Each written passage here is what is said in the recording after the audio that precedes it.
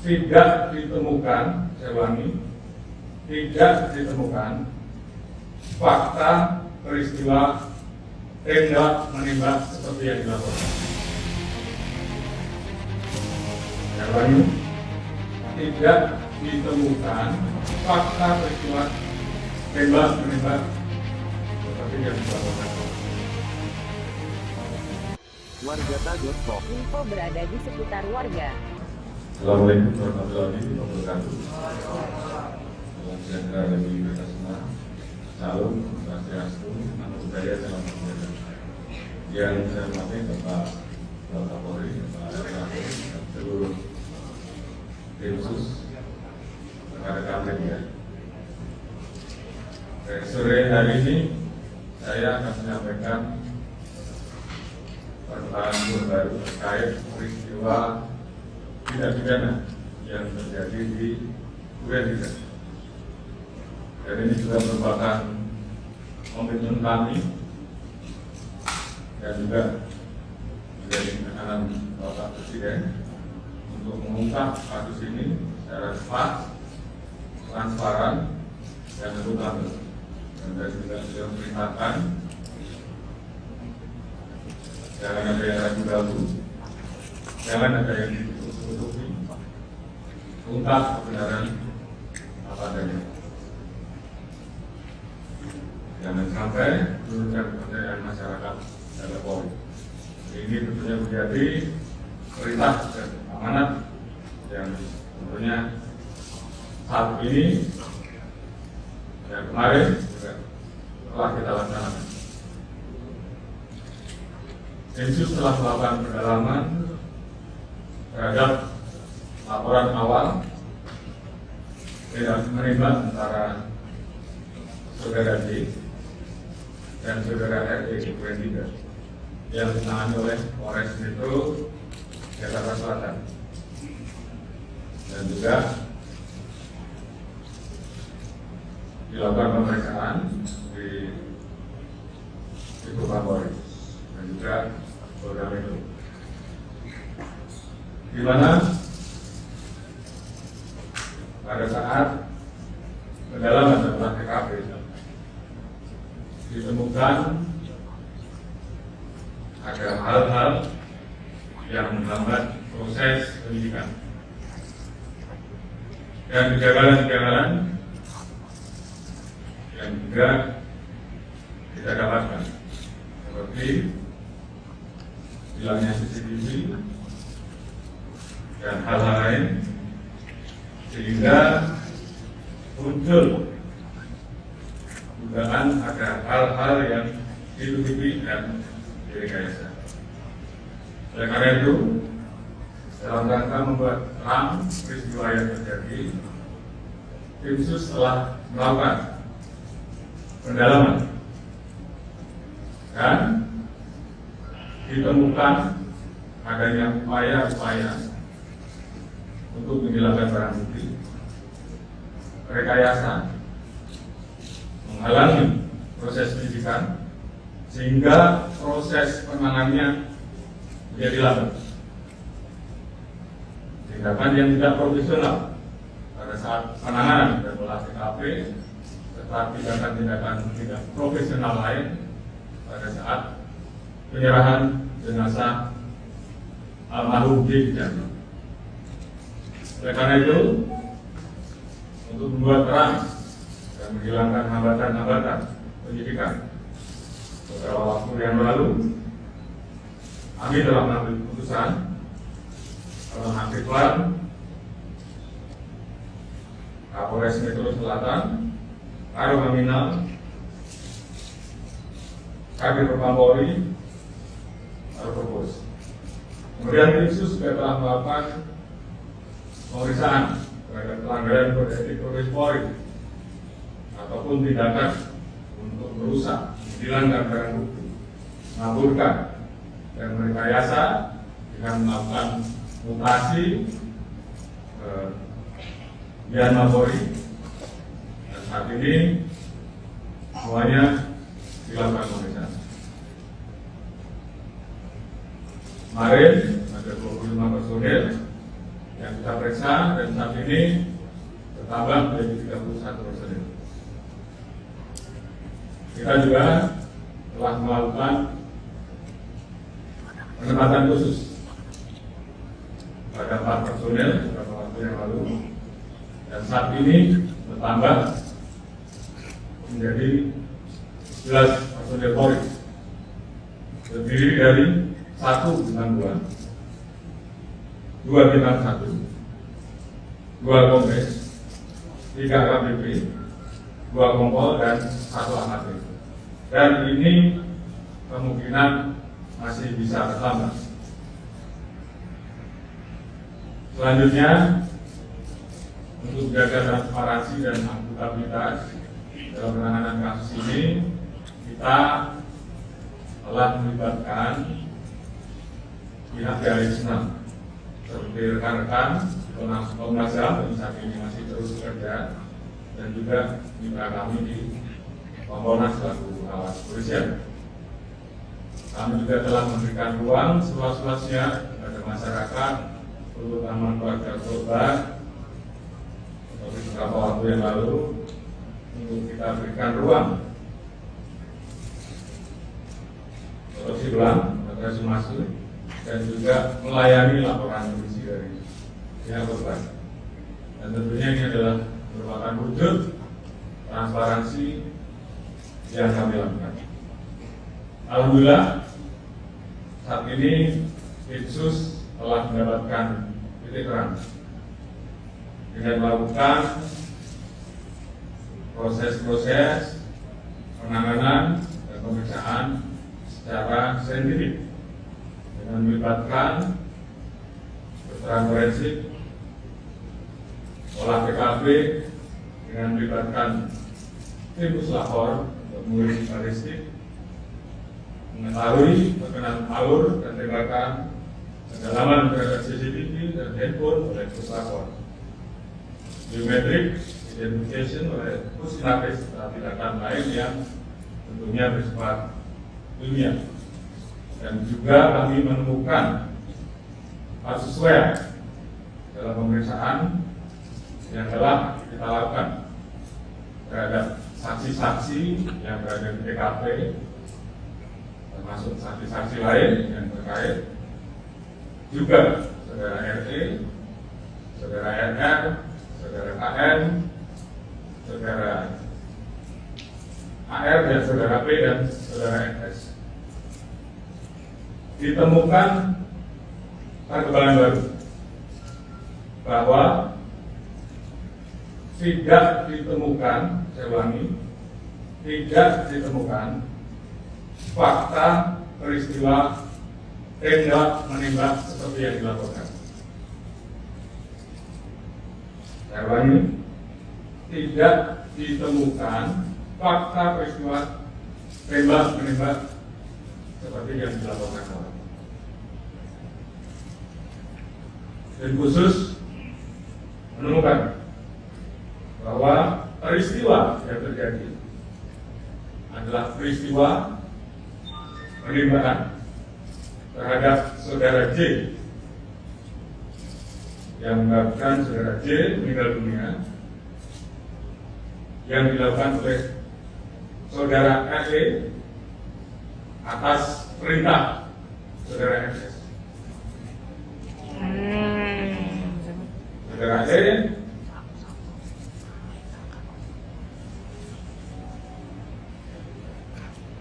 telah mengajukan GC, dan saat ini itu juga yang membuat peristiwa ini menjadi semakin terang.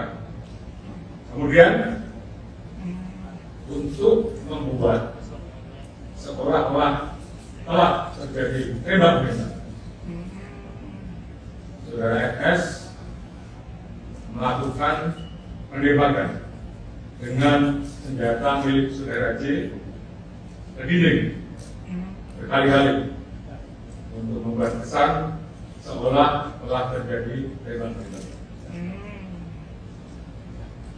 Terkait apakah saudara FS menyuruh ataupun terlibat langsung dalam penembakan, saat ini tim terus melakukan pendalaman terhadap saksi-saksi dan pihak-pihak yang terkait. Kemarin kita telah tetapkan 3 orang tersangka, yaitu saudara RG, saudara RR, dan saudara KN. Tadi pagi dilaksanakan gelar perkara dan tim sus telah memutuskan untuk menetapkan saudara S sebagai tersangka. Jadi saya ulangi, tim sus telah menetapkan saudara S sebagai tersangka. Terkait dengan pasal apa yang disangkakan dan proses penyidikan dia nanti akan dijelaskan secara khusus oleh Pak Kabar Eskrim selaku penyidik dan juga beberapa hal yang memang akan dijelaskan oleh Pak Irwasum sebagai ketua tim sus yang mengawali bagaimana proses ini menjadi terang. Kemudian motif atau pemicu terjadinya peristiwa penembakan tersebut saat ini tentunya sedang dilakukan pemeriksaan dan pendalaman terhadap saksi-saksi termasuk terhadap Ibu DC. Terkait dengan penanganan oleh tim khusus terkait dengan proses dugaan pelanggaran terhadap kode etik ataupun pelanggaran tindak pidana lain dari peristiwa nanti akan dijelaskan secara khusus oleh Pak Irwasum dan juga tentunya ada beberapa proses yang akan terus kami lakukan untuk melakukan audit. Mungkin selanjutnya saya serahkan kepada Pak Irwasum dan menyampaikan beberapa hal.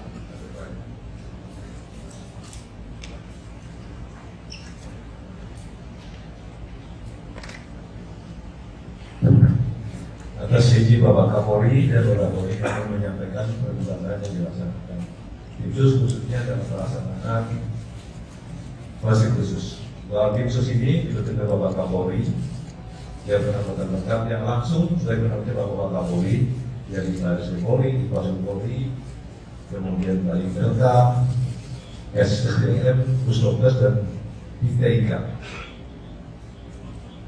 Kemudian Bapak Kapolri selalu menekankan pada saat rapat menyampaikan kedepankan scientific crime investigation. Saya memahami dan tim sus memahami kepada para media dan masyarakat selama 1 minggu pertama dibentuk kami memahami seolah tim sus tidak bergerak. Kami memahami itu karena apa yang diterangkan Bapak Kapolri tadi memang benar. Kami mengalami kesulitan karena pada saat pelaksanaan olah TKP awal pelaksanaan tidak profesional, kurang profesional. Dan beberapa alat bukti pendukung sudah diambil. Selama 1 minggu kami bergerak mendalami. Kemudian kami mendapatkan informasi intelijen dari Baikar Kapolri bahwa di Jubai ada beberapa personil yang diketahui mengambil CCTV dan yang lainnya. Oleh karena itu, Itpasum membuat perintah gabungan dengan melibatkan Divpropam Polri dan Bariskrim Polri telah melaksanakan pemeriksaan khusus kepada 56 personil Polri. Dari 56 personil Polri tersebut terdapat 31 personil Polri yang dari Bapak Kapolri sampaikan yang diduga patut juga melanggar kode etik profesional Polri atau KKEP. Kemudian yang melakukan pelanggaran dari Bapak Kapolri sudah menyampaikan 11 dilaksanakan penempatan khusus yang 3 perwira tinggi ditempatkan di Mako Brimob Polri. Ada hal yang muncul pada saat pelaksanaan pemeriksaan khusus ini terhadap Barada RI yang bersangkutan pada saat dilaksanakan pemeriksaan mendalam ingin menyampaikan unek-unek. Dia pengen menulis sendiri, tidak usah ditanya Pak, saya menulis sendiri. yang bersangkutan menulis dari awal bahwa dia maksudkan adalah yang bersangkutan. Benar dilengkapi dengan cap jempol dan sebagainya. Dari itulah pemeriksaan Riksus kan sudah ada unsur pidananya, maka kita limpahkan kepada Baris Krim Polri untuk melakukan tindakan penyidikan lebih lanjut. Termasuk juga kepada Brigka RR pada saat dilaksanakan penyidikan pemeriksaan khusus juga demikian. Adanya dugaan tindak pidana maka juga kami limpahkan kepada Baris Krim Polri untuk dilakukan pemeriksaan lebih lanjut. Kemudian kemarin kami lapor kepada Kapolri bahwa tim sus sebelumnya melaksanakan pemeriksaan mendalam kepada FS di Makobrimob.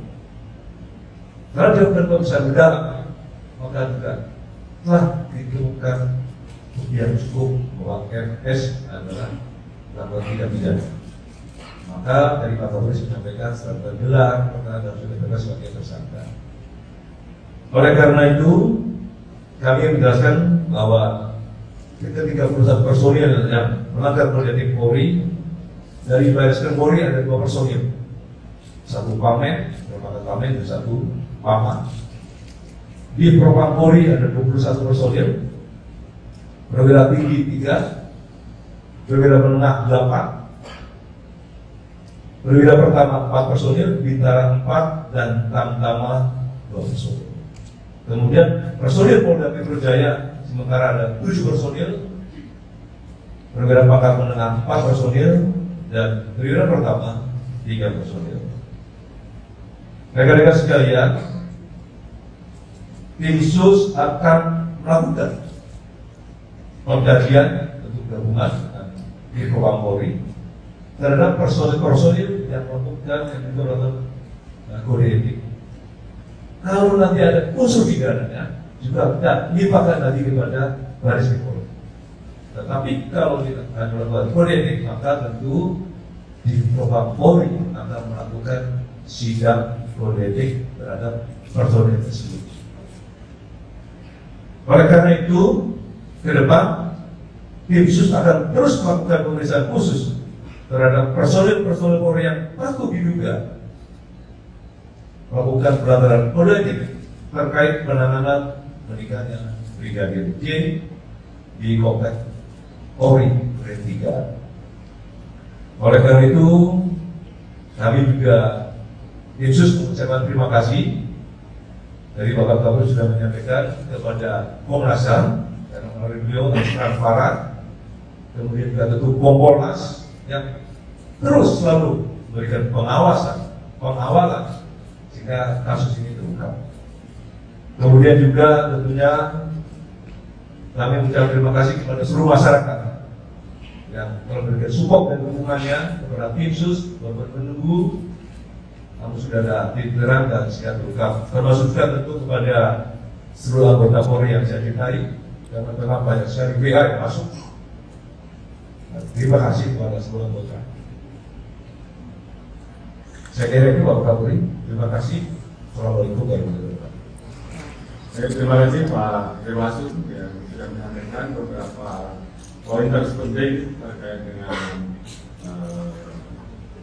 kinerja Densus yang dipimpin oleh beliau.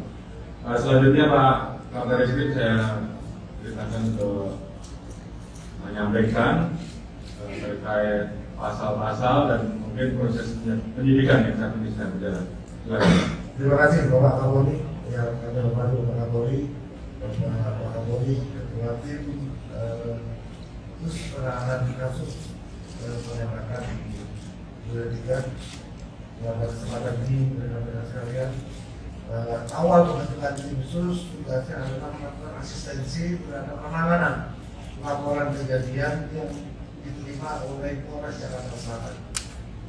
Kemudian mulai bekerja tanggal 12 Juli dan melakukan olah TKP selama 4 hari berturut-turut untuk mempelajari situasi dan kondisi TKP secara umum sampai hal-hal yang melibatkan laboratorium forensik Polri yang melibatkan Apis Baris Krim Polri dalam rangka untuk memperoleh gambaran yang seterang-terangnya tentang situasi kejadian pada saat tanggal 8 Juli di mana dilaporkan ada kejadian tembak-menembak yang terjadi antara Brigadir Joshua dan Saudara E yang mengakibatkan Brigadir Joshua meninggal dunia.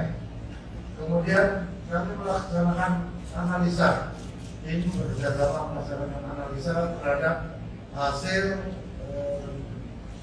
pemeriksaan atau otopsi yang dilaksanakan oleh kedokteran forensik Polri.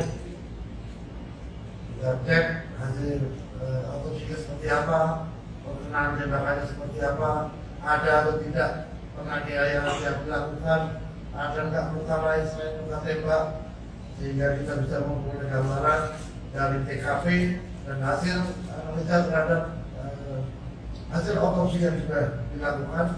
Kemudian pada saat kita melaksanakan olah TKP, kita juga berusaha untuk mencari sidik jari dan DNA di seluruh lokasi yang kemungkinan menjadi aktivitas orang-orang yang ditemukan pada saat pertama kali ada kejadian. Yaitu ada 5 orang, ada Ibu Putri, ada Pak Sambo, ada Kuat, ada Riki dan Richard, serta korban Joshua. Sehingga ini dijadikan pijakan awal bagi tim sus untuk melakukan langkah-langkah penyidikan. Karena apa? Karena laporan daripada keluarga korban Joshua ini baru dilaporkan kepada Mabes Polri pada tanggal 18 Juli. Artinya kita menangani perkara ini dalam proses penyelidikan dan penyidikan untuk mengungkap kasus ini adalah pada saat mulai laporan diberikan oleh keluarga korban Brigadir Joshua ke Mabes Polri pada saat tanggal 18. Kita langsung melaksanakan pemeriksaan ke Jambi. Saat ini kita sudah periksa kumpulan 47 saksi yang terkait dengan kejadian ini. Kemudian kita juga memperoleh nanti Pak Irwasum sudah menyampaikan beberapa kendala yang ditemukan selama proses penyidikan dan penyelidikan yang dilakukan, dan alhamdulillah dengan kegigihan daripada seluruh tim yang bekerja, karena mungkin melihat ancaman hukuman pasal 338 Yunto 5556 KUHP cukup tinggi, karena yang bersangkutan tidak merasa punya kepentingan ini. Oleh karena itu Baradae ini membuat pengakuan yang disampaikan kepada penyidik setelah dilakukan pemeriksaan secara maraton, dan itu terjadi kepada tersangka-tersangka lainnya sampai bisa mengungkap tabir kejadian yang selama ini menjadi tanda tanya masyarakat. Apakah benar menjadi tembak-menembak atau ada kejadian lain yang disembunyikan dari laporan yang dilakukan. Selama proses penyidikan yang dilakukan, Baris Krim Polri telah menetapkan 4 orang tersangka. Yang pertama, Barada RE. Yang kedua, Rifka RR. Yang ketiga, tersangka KM. Yang terakhir, Irjen Pol FS. Dengan peran dan persangkaan masing-masing tersangka sebagai berikut. Barada RE telah melakukan penembakan terhadap korban. Tersangka RR turut membantu dan menyaksikan penembakan korban. KM turut membantu dan menyaksikan penembakan terhadap korban. Irjen Pol FS menyuruh melakukan dan menskenario peristiwa seolah-olah terjadi peristiwa tembak-menembak di rumah dinas Irjen Pol Ferdi Sambo di Komplek Polri Duren 3. Berdasarkan hasil pemeriksaan keempat tersangka, menurut perannya masing-masing, penyidik menerapkan pasal 340 subsidiar, pasal 338 Yunto pasal 5556 KUHP dengan ancaman maksimal hukuman mati, penjara seumur hidup, atau penjara selama-lamanya 20 tahun. Demikian Bapak Kapolri yang dapat kami sampaikan. Mudah-mudahan ini bisa memberikan jawaban kepada masyarakat atas keseriusan institusi Polri untuk menjaga marwahnya kepada masyarakat. Terima kasih. Assalamualaikum warahmatullahi wabarakatuh. Mantap. Baik, terima kasih. Mantap, Pak Bosku. Arifin. Jadi rekan-rekan, saya kira sudah jelas tadi kesamaan pasalnya. Pasal 30, 340, ulangi pasal 340, subsidiar pasal 338, junto pasal 55 dan 56 terkait dengan apa yang tadi sudah disebutkan dan tentunya ini akan terus dilaksanakan pemeriksaan tambahan. Tentunya langkah-langkah dari tim sus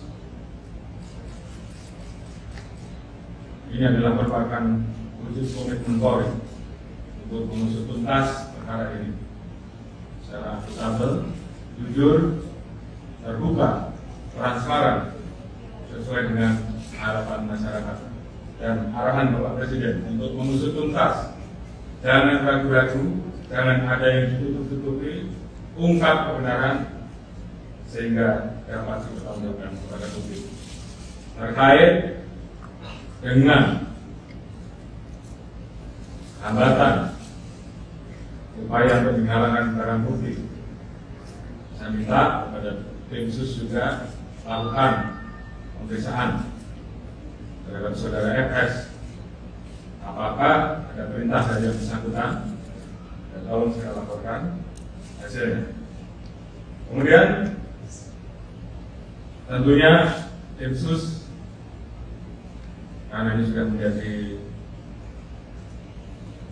perhatian publik, saya minta untuk betul-betul segera bisa diselesaikan, terus bekerja keras sehingga betul-betul kita profesional, akuntabel, dan tentunya pendekatan saintifik yang tentunya akan kita pertanggungjawabkan betul-betul bisa dilakukan dengan profesional. Dan harapan kita semua tentunya kasus ini bisa segera tuntas dan segera kita limpahkan kejaksaan untuk segera bisa proses sidang. Kemudian terkait dengan temuan-temuan pelanggaran kode etik maupun pelanggaran pidana lain yang ditemukan akan segera dituntaskan dan segera diproses, apakah itu dengan proses pidana atau proses etik untuk segera bisa di sidang etik ataupun segera dituntaskan untuk diproses dan diajukan ke kejaksaan. Tentunya ini menjadi komitmen kami, komitmen Polri untuk betul-betul bisa menjaga marwah dan nama institusi Polri. Tentunya terima kasih tadi disampaikan oleh Pak Iwaso, sekali lagi dukungan dari masyarakat, support dari masyarakat dalam memberikan semangat kepada kami untuk mengungkap agar fakta ini menjadi terang benderang, dan ini bagi kami merupakan bentuk kecintaan terhadap institusi Polri. Mungkin itu yang bisa saya sampaikan. Terima kasih. Wassalamualaikum warahmatullahi wabarakatuh. Pak Kapolri, ini terkait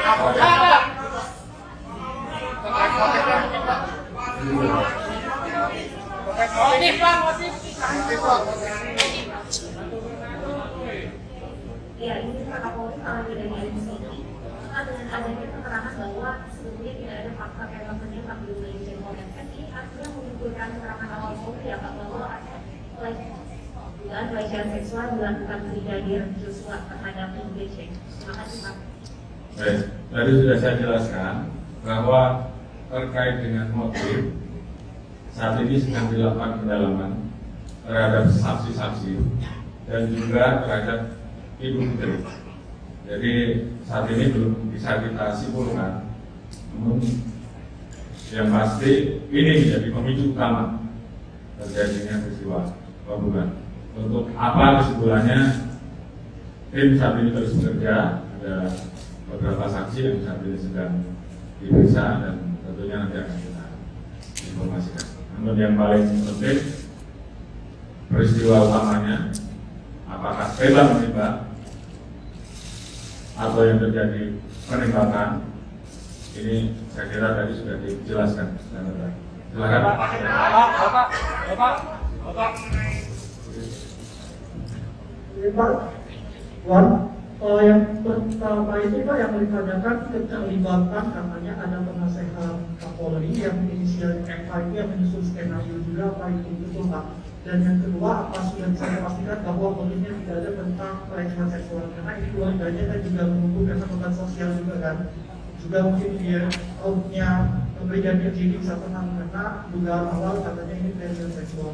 Dan yang ketiga mungkin Pak, kenapa SK-nya tidak dipanggilkan seperti kasus-kasus lainnya Pak? Terima kasih Pak. Baik, jadi pertanyaan pertama tadi kami sedang melakukan pendalaman, tim sedang bekerja. Tentunya apabila kita temukan, nanti kita proses.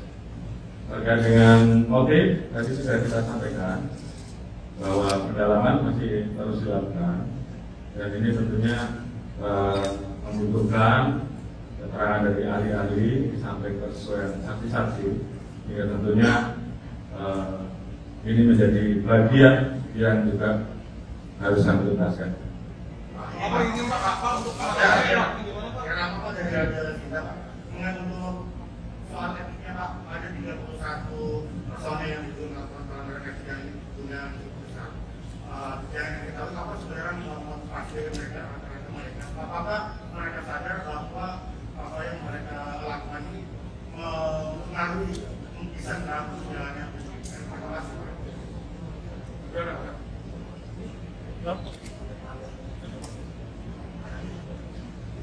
Baik, tim Propam, tim Yesus dan tim Propam saat ini sedang mendalami apakah mereka sadar ataukah atas perintah, sehingga ini yang kemudian nanti kita putuskan apakah dia masuk pidana atau tidak. Jadi ini akan kita sampaikan di berikutnya. Pak, jadi kerusakan yang ada di tubuh Brigadir Joshua itu memang karena pembantaian atau memang karena cuma penembakan saja Pak? Pak, soal pengarahan Pak. Penggeledahan siapa Pak?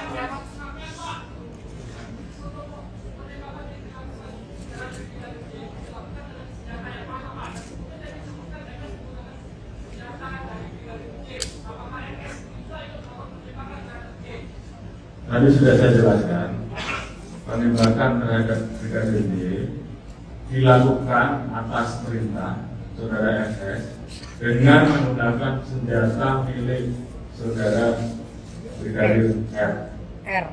Terkait dengan apakah FS ikut menembak, ini sedang dilakukan pendalaman karena ada beberapa pendalaman terkait dengan saksi dan bukti saintifik yang sedang kita dalami, dan kemudian yang digunakan untuk melakukan penembakan Brigadir adalah senjata milik saudara J. Jelas ya? Akhirnya cukup. Sedikit satu lagi Pak. Pak, tadi Pak. Dilakukan di mana khususnya untuk Brigjen FS, kemudian kedua proses terkait dengan penyidikan dugaan pelecehan seksual terus dilakukan Pak. Tapi sebenarnya yang dilakukan aktivitas Brigadir J pada saat ditembak itu sedang apa Pak?